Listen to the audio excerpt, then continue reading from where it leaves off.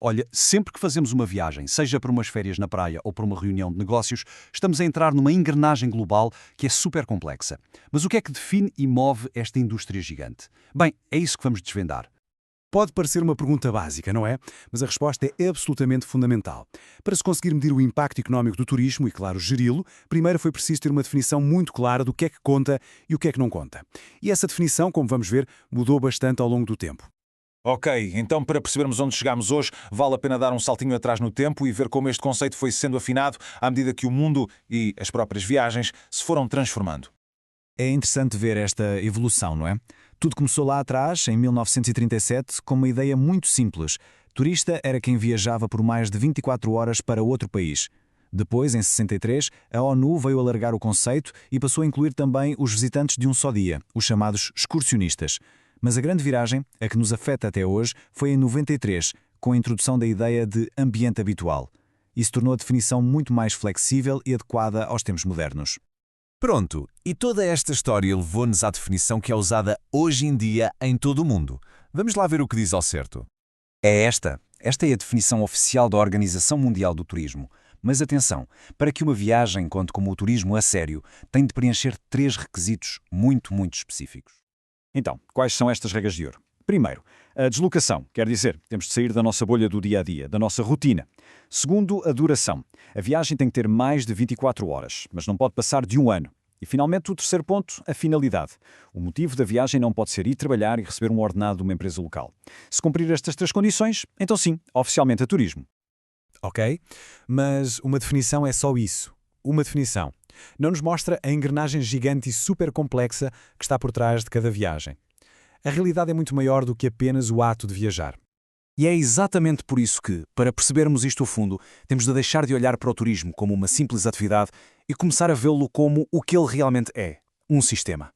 E este sistema, para simplificar, podemos dividi-lo em 4 partes, 4 componentes essenciais que trabalham todos em conjunto como um motor. Imaginem mesmo um ecossistema. De um lado temos a procura, somos nós, os viajantes, do outro a oferta, que é o que os destinos têm para nos dar. Tudo isto acontece, claro, num espaço geográfico, e a cola que junta tudo são os operadores, as companhias aéreas, as agências de viagens, etc. Nenhum destes elementos funciona sozinho.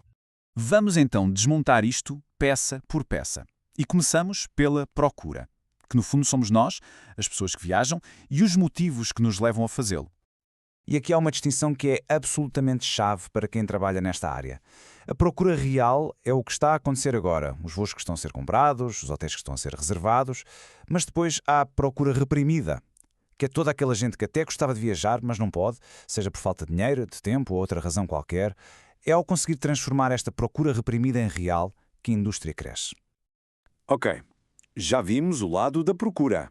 Agora vamos para o outro lado da moeda, a oferta. O que é que os destinos põem em cima da mesa para nos atrair e receber? Isto é super importante.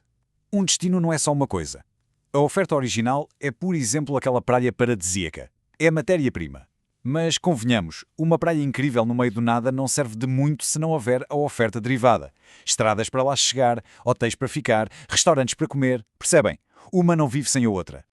Muito bem. Então, quando juntamos estas 4 peças, a procura, a oferta, os operadores e o lugar onde tudo acontece, temos o sistema a funcionar. Mas a pergunta é, e então, por que é que perceber isto é assim tão importante na prática, no mundo real?